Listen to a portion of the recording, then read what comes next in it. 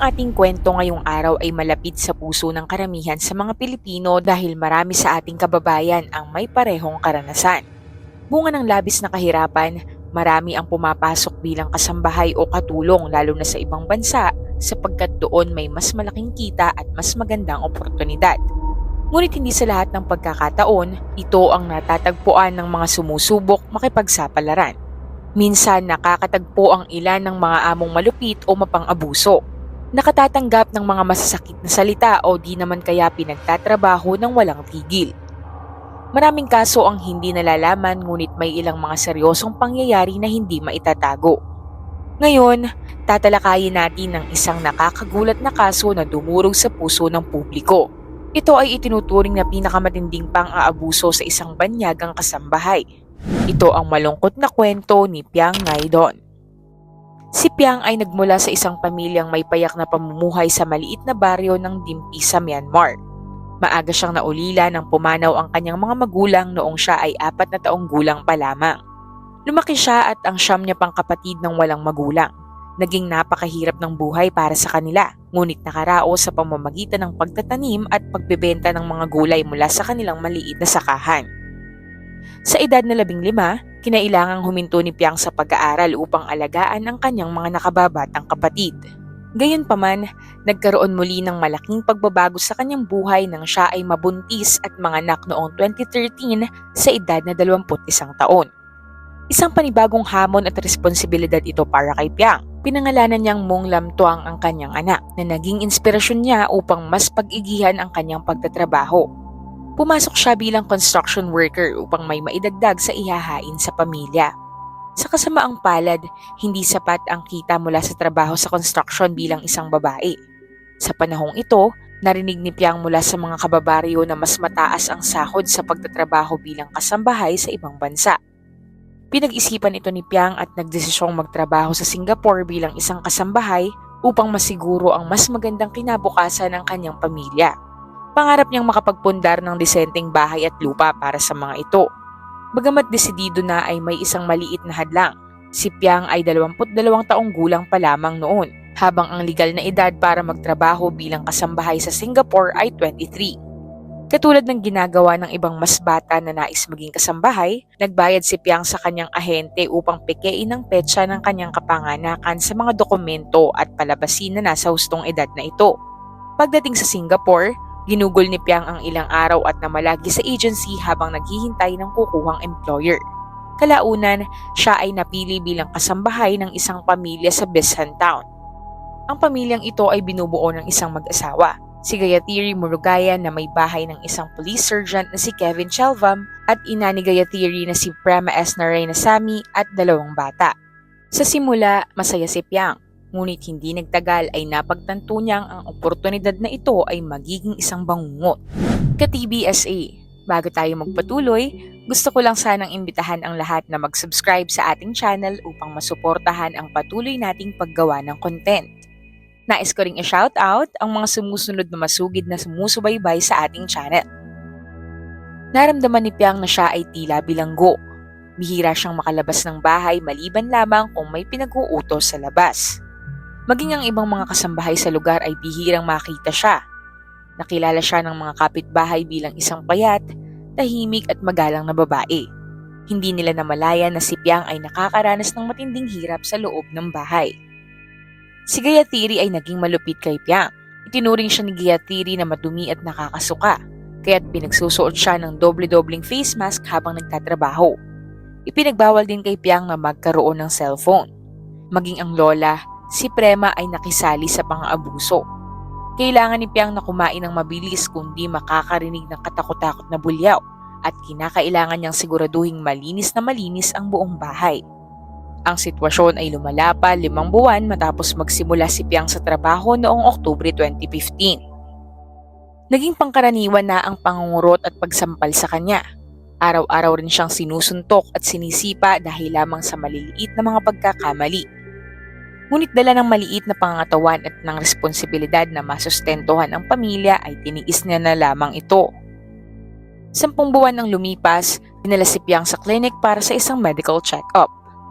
Nang tinanong tungkol sa mga pasa sa kanyang katawan, Idinahilan ng pamilya na madalas siyang natutumba at nasasaktan dahil sa pagiging clumsy nito.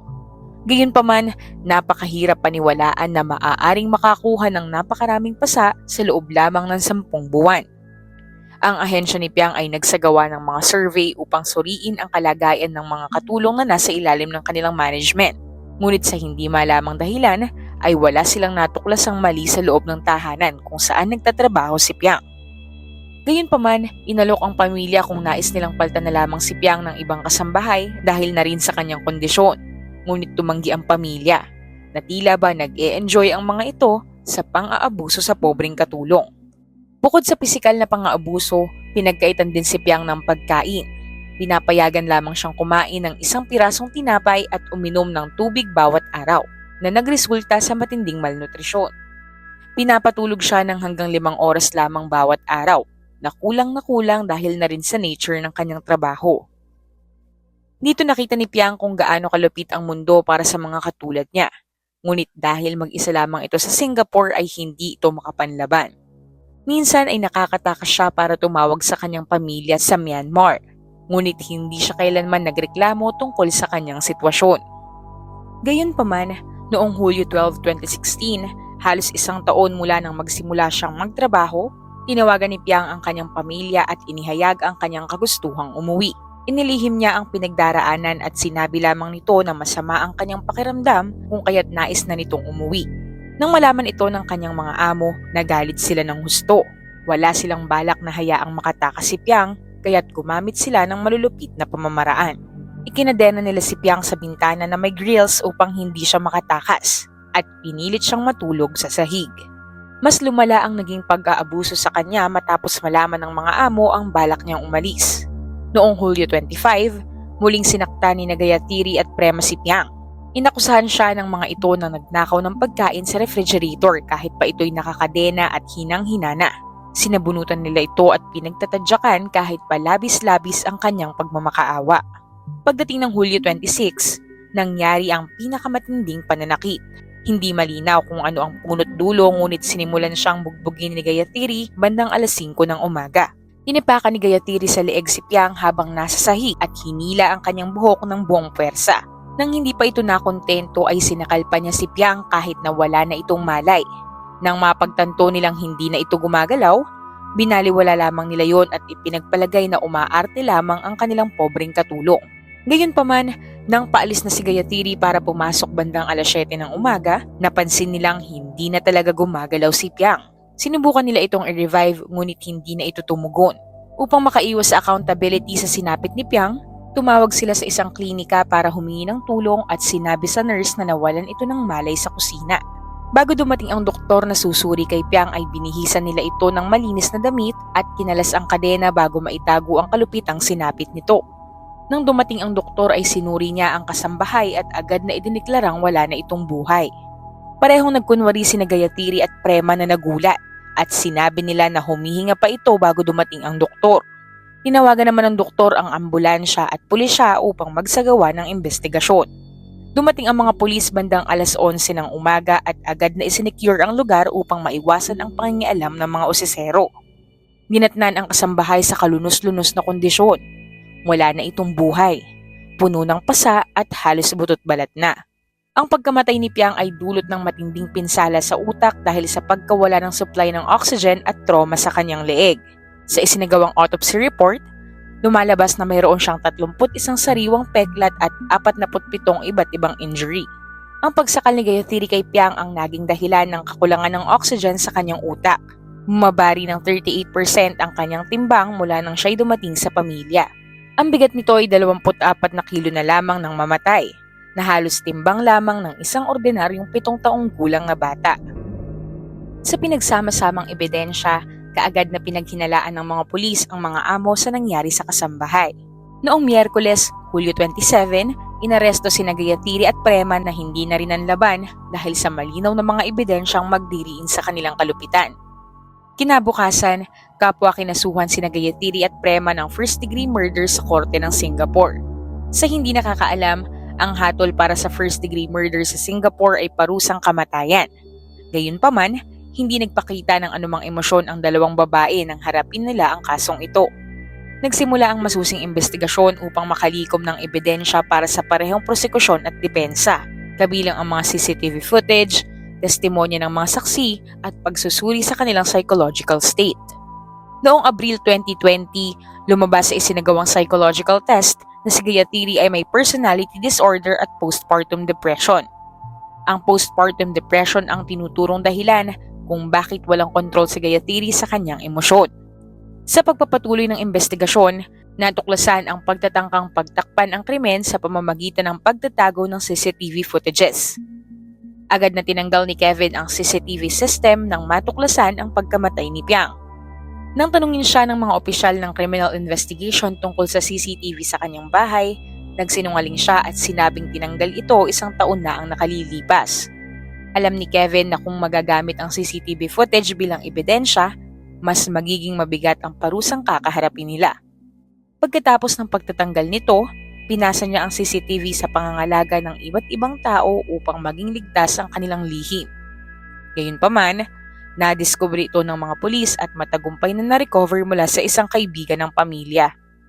Sa na-recover na CCTV footages, nakitang binubuhusan ng pamilya si Piang ng malamig na tubig, sinisipa, sinusuntok at pinagpapalo ng bakal. May isang pagkakataon din na pinaso ito gamit ang flat iron. Ang ilan sa mga pang-aabusong ito ay nangyari sa harap ng sanggol na anak ni Gayatri, habang ito'y naglalaro pa at walang alam sa nangyayari. Nagsimula ang paglilitis ni Gayatri noong huling bahagi ng Pebrero 2021 kung saan hinarap niya ang umabot sa 114 na kaso kaugnay ng pagpapahirap kay Piang. Umamin naman si Gayatri sa culpable homicide at 27 iba pang kaso. Sa patong-patong na kasong ito, ipinagpapalagay ng mga mang-uusig na nararapat sa kanyang ipataw ang pinakamabigat na parusa. Gayunpaman, ang depensa ay humiling ng maximum na 14 na taon ng pagkakabilanggo sa hukom at idinadahilan nila ang psychological state ng ginang. Ipinunto rin nila na hindi niya inabuso ang kanyang 4 na dating kasambahay na nagpapahiwatig na maaari pa siyang ma-rehabilitate. Samantala, nagbanta pa si Gayatri na babawiin ang kanyang pag-amin kung siya ay hahatulan ng habang buhay na pagkabilanggo.